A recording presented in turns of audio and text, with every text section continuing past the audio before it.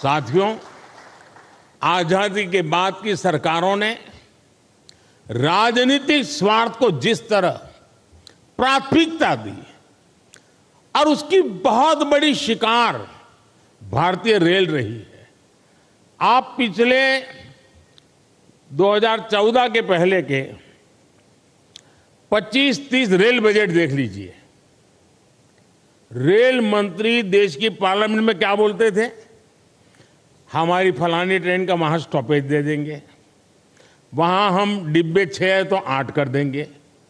यानी रेलवे, और मैं देख रहा था पार्लियामेंट में भी धप धप तालियां बजती थी। यानी यही सोच रही थी कि स्टॉपेज मिला कि नहीं मिला, ट्रेन वहां तक आती है, मेरे स्टेशन तक आगे बढ़ी कि नहीं बढ़ी। देखिए, 21वीं सदी में यही सोच रही होती तो देश का क्या होता। और मैंने पहला काम किया, रेल को अलग बजट से निकाल करके भारत सरकार के बजट में डाल दिया, और उसके कारण आज भारत सरकार के बजट के पैसे रेलवे के विकास के लिए लगने लगे।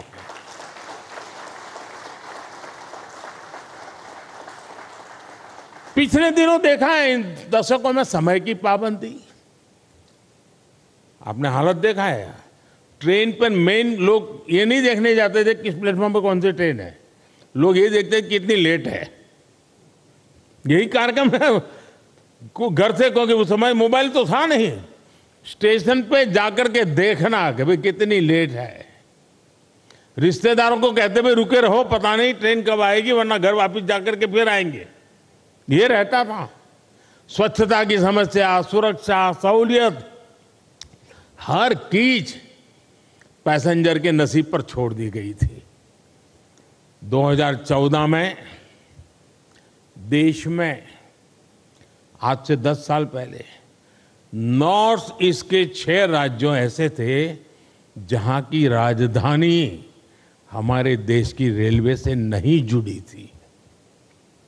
2014 में देश में 10,000 से ज्यादा ऐसे रेल फाटक थे, 10,000 से ज्यादा, जहां कोई व्यक्ति नहीं था, लगातार एक्सीडेंट होते थे और उसके कारण हमारे होनहार बच्चों को, नौजवानों को हमें खोना पड़ता था। 2014 में देश में सिर्फ 35% रेल लाइनों का इलेक्ट्रिफिकेशन हुआ था। पहले की सरकारों के लिए रेल लाइनों का दोहरीकरण भी उनकी प्राथमिकता में ही नहीं था। इस परिस्थिति में हर पल कौन मुसीबतें झेल रहा था, कौन परेशानियों में पीसा जाता था?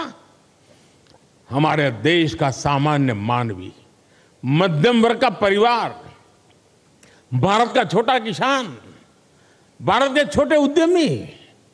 आप याद करिए, रेलवे रिजर्वेशन, उसकी भी क्या हाल था। लंबी लंबी लाइनें, दलाली, कमीशन, घंटों का इंतजार। लोगों ने भी सोच लिया था कि अब ये हालत कभी नहीं, सबने माना था भाई रेलवे बस ऐसी है, मुसीबत है, चलो 2-4 घंटे सफर करनी है, कर लेंगे, चिल्लाओ मत। यही जिंदगी हो गई थी। और मैंने तो मेरी जिंदगी ही रेल की पटरी पर शुरू की है, इसलिए मुझे भली भांति है रेल का क्या हाल था। साथियों, भारतीय रेल को उस नर्क जैसी स्थिति से बाहर निकालने के लिए जो इच्छा शक्ति चाहिए थी, वो इच्छा शक्ति हमारी सरकार ने दिखाई है। अब रेलवे का विकास सरकार की सर्वोच्च प्राथमिकताओं में से एक है।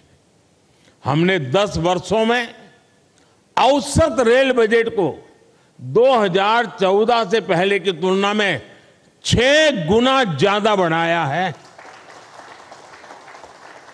और मैं आज देश को ये गारंटी दे रहा हूं कि अगले 5 साल में वो भारतीय रेल का ऐसा कार्यकल्प होते देखेंगे जिसकी उन्होंने कल्पना भी नहीं की होगी।